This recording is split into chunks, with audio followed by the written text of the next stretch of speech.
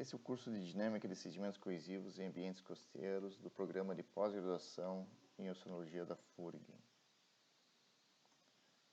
Nesse vídeo, vamos falar de algumas características mineralógicas dos argilominerais. E para começar, enfatizando novamente a diferença entre os argilominerais que resultam principalmente na fração argila, na escala granulométrica, dos materiais produzidos pelo intemperismo físico que geram a areia, né, os grãos de quartzo.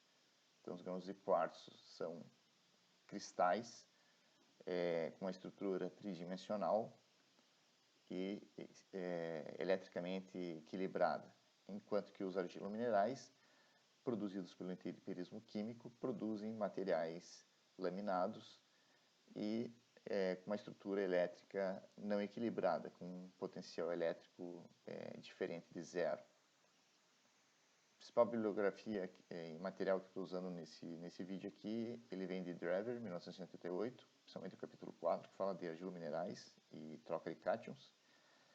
E existe essa aula aqui de PowerPoint também, que é muito interessante, que fala de vários aspectos de argilas utilizadas na indústria. E também tem esse outro material de Brigatti, 2013, que fala também sobre características mineralógicas dos argilominerais. Argilominerais estão dentro do grupo de filosilicatos ou silicatos laminados. Tem uma morfologia platiforme, né? Então o resultado, esses minerais todos têm esse formato achatado, formato de placa ou prato. E esses minerais, eles são constituídos, todos eles, por duas estruturas básicas. Camadas de tetraedros, formado por átomos de oxigênio, tendo no centro um átomo de silício. Ou camadas octaédricas, aonde você tem um átomo de alumínio cercada por 6 átomos, 6 hidroxilas. Tá? Então, essa é a estrutura mínima que formam as camadas de todos os argilominerais, que ocorrem variações na composição, principalmente quando há substituição do alumínio, ou quando esse espaço aqui fica vazio, ou quando esse espaço aqui é ocupado por algum outro elemento, como magnésio, por exemplo. Né? Então, nós podemos imaginar que os oxigênios e hidroxilas como se fossem bolas de bilhar, né? E quando você coloca camadas dessas bolas em cima de uma mesa, você vai ter que elas vão se acomodar entre umas e outras, e esses espaços que existem entre as duas camadas vão ser então ocupados por elementos, silício, alumínio ou outros. Então essa aqui seria a estrutura, né, que nós temos, e esse espaço intermediário entre oxigênios e hidroxilas, no caso aqui hidroxila, ele pode ser vazio ou pode ser ocupado por um átomo de magnésio ou alumínio ou outros elementos. Isso vai dar propriedades diferentes às argilominerais e constituir minerais diferentes. Nós representamos normalmente uma maneira de representar a camada tetraédrica através de um trapézio, e ela tem mais ou menos essa estrutura atômica. E a camada octaédrica, nós representamos ela como um retângulo, né, e ela teria essa formação de essa outra composição atômica aqui. Né? Então aqui temos as bolinhas transparentes aqui seriam oxigênios, as bolinhas com uma bolinha dentro seriam a hidroxila, os círculos pequenos em branco seriam alumínio e esses aqui seriam o silício. E essa é a estrutura fundamental de todos os argilominerais, e eles se intercalam. Essa intercalação é que gera 4 grupos bem definidos de argilominerais, pela essa composição. Então nós temos o argilomineral mais simples, é o grupo das caulinitas, onde você tem uma camada tetraédrica e conjugada com uma camada octaédrica. Quando você tem essa composição adicionada por uma outra camada tetraédrica, nós temos, então, entramos no grupo das esmectitas, que inclui, que também são chamadas de montmorillonitas. Tá? Se nós temos dois grupos como esse, unidos, geralmente aqui por ligações de hidrogênio, nós temos, então, o grupo das ilitas. E se nós temos uma estrutura mais complexa, né, onde nós temos 4 camadas tetraédricas intercaladas com 3 camadas octaédricas, nós temos o grupo das cloritas. Uma vez que os argilominerais apresentam essas camadas bem definidas, né, cada estrutura tem uma espessura bem estabelecida, e as camadas, e entre camadas, isso também é bem estabelecido. Isso permite que a mineralogia das argilas possa ser identificada por difratometria de raio-x. Então, a difratometria de raio-x utiliza-se a lei de Bragg, em que o ângulo de incidência do raio-x sobre as partículas vai permitir determinar a espessura da camada. Então, na internet há bastante material disponível a respeito disso. Isso é uma técnica muito utilizada para determinar a cristalografia de materiais, e também é muito utilizado especificamente nas argilas. Então, se prepara-se uma amostra, pega-se uma solução concentrada na amostra, escorre essa amostra em uma placa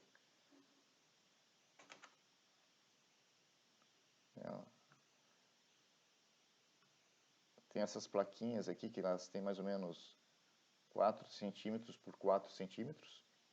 Então, escorre o material, as argilas se acomodam aqui, e a partir daí você tem algumas opções de fazer a leitura seca, a leitura úmida, ou a leitura glicosada, ou variações térmicas, e a partir daí aplicar o raio-x, né? O raio-x vai incidir sobre as partículas, sobre as camadas de argila.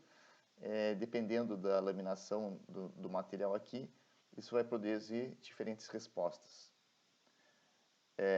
Um difratômetro de raio-x tem mais ou menos essa cara aqui, ele parece um armário.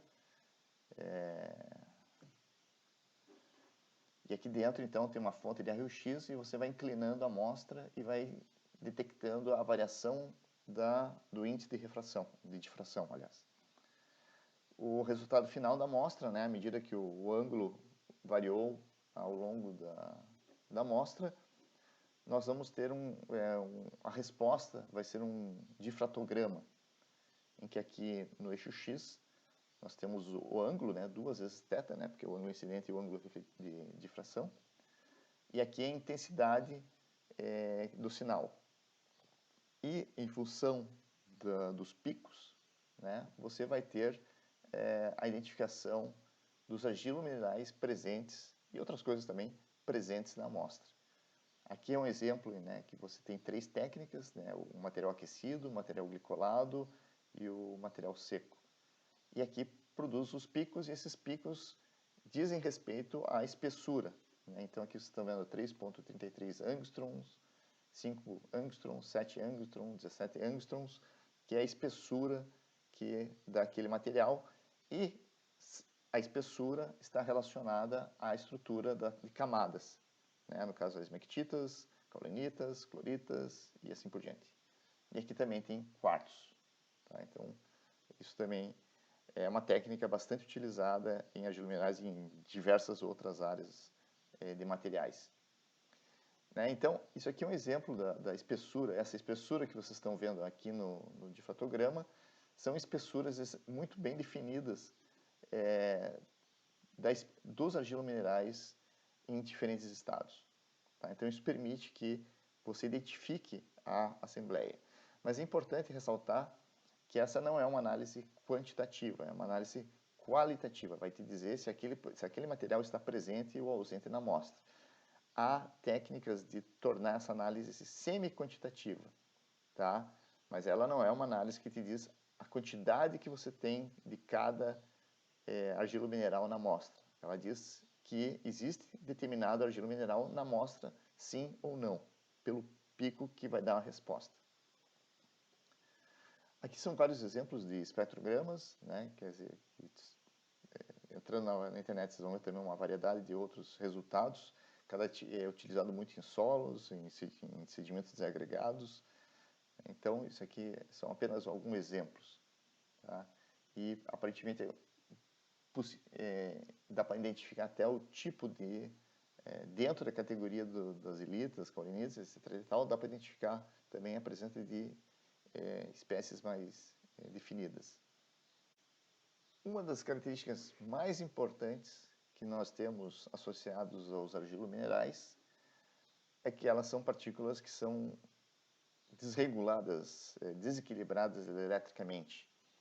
E isso permite que essas partículas tenham um papel importante em troca de substâncias na água, que a gente chama de troca de cátions. Tá? Bom, se pegarmos uma estrutura de argila, ela é composta por componentes de oxigênio, hidrogênio, silício e alumínio. E se houver uma uniformidade de toda a estrutura, a composição química vai ser essa. 2 átomos de alumínio para cada 4 átomos de silício, para cada 10 átomos de oxigênio e 2 hidroxilas. Esse balanço aqui, né, você tem 2 alumínios com carga 3, você tem 4 silícios com carga 4, que dá 22. E aqui você tem 10 oxigênios com carga menos 2 e 2 hidroxilas com carga menos 1, que dá 22. Então, se a estrutura estiver totalmente uniforme, você vai ter uma situação equilibrada, que pode acontecer. Porém, o que também pode acontecer é quando há alguma substituição do alumínio, ou por uma vacância, né, por um vazio deixado ali, ou por aquele espaço ser ocupado por algum outro elemento. Por exemplo, na montemorillonita, né, nas esmectitas, ocorre a substituição parcial dos alumínios por átomos de magnésio. E essa proporção, mais ou menos, de 1:4. Então, o balanço químico vai ficar dessa forma. Né? Então, agora nós temos aqui que nós temos o balanço vai dar por magnésio numa proporção de 0,4 para alumínio de 1,6, silício, oxigênio, etc. e tal. E se nós fizermos o balanço aqui, o resultado aqui, agora, como nós temos essa variação, a carga, existe uma carga residual de 0,4 negativo. Tá? Então, isso gera um residual elétrico. Né? A partícula de argila não é mais equilibrada. Ela vai ter um potencial e, na maior parte dos casos, negativo. Para isso, a partícula vai tentar se equilibrar. Né? E se ela não tem a sua estrutura mineralógica está equilibrada, o que ela vai procurar é, no meio, principalmente se estiver no meio aquoso, procurar atrair cátions, de forma que a partícula fique estável, estabilizada eletricamente. Os principais cátions disponíveis na água é sódio, potássio, cálcio e magnésio. Né? Mas qualquer partícula polarizada e catiônica existente na água vai ser atraída para a argila mineral, porque o argilo se estabiliza eletricamente. E isso também, como esses cátions não fazem parte da estrutura mineralógica, eles estão fracamente absorvidos nas argilas.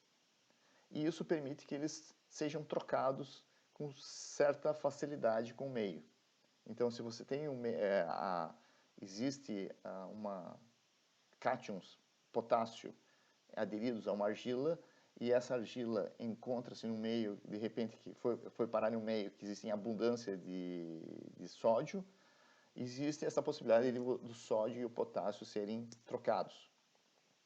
E isso, inclusive, é muito utilizado na indústria para você purificar ou remover fluidos, né? Quando você coloca lá uma argila com um fluido que é rico em certo determinado cátion, esse cátion vai ser removido pela presença da argila. Então, voltando aqui na estrutura que eu mostrei antes, né, que você tem aqui as camadas octaédricas e tetraédricas formando uma estrutura básica de caulinita intercalada com outras camadas de caulinita, né? Quer dizer, os cátions ocupam esses espaços entre as placas de argila, mas se nós pegarmos especificamente uma camada conjugada, né, tetraédrica e octaédrica, nós vamos ter que ela também, a carga elétrica nessa camada também não vai ser distribuída de maneira homogênea. O que nós temos é que tanto o silício quanto o alumínio têm uma carga residual positiva e eles estão nas camadas intermediárias, enquanto que o oxigênio e a hidroxila têm camadas residuais negativas. Então, na verdade, eletricamente, nós temos isso, né? Uma camada negativa, uma camada positiva, uma camada negativa, positiva e negativa. Isso faz com que as argilas tenham, no final, que os lados das placas, né, as extremidades das placas, vão ter uma carga residual negativa, enquanto que os vértices, né, as extremidades das argilas, vão ter uma carga residual positiva. Então, torna as partículas, os argilominerais, polarizados. Mas a maior parte da área, da superfície, é negativa. Então, assim, fazendo uma perspectiva de uma placa de argila, nós vamos ter uma situação como essa, né? Em que a área é muito grande em relação à espessura, e toda essa superfície, tanto a de cima quanto a do outro lado, tá, né, a de baixo, que vocês não estão vendo aqui, né, que está do outro lado, elas vão ser carregadas negativamente, enquanto que os vértices das partículas vão ser carregadas positivamente.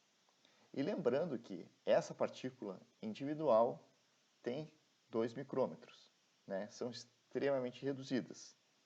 E essa característica aqui, quando a gente coloca essas partículas no meio de uma solução, vai trazer propriedades muito interessantes, que é a floculação e a agregação do material, que nós vamos ver então em um vídeo seguinte. E aqui, terminando, né, eu estou mostrando aqui uma imagem de lama fluida, que é especificamente a bentonita, que é muito utilizado como fluido de perfuração, né? Então, quando você tem a perfuração de um poço de petróleo, a broca não pode atuar no seco nem na água, eles usam então esse fluido para preencher o sistema. E também, por curiosidade, bentonita seca é utilizada como areia para gato, tá?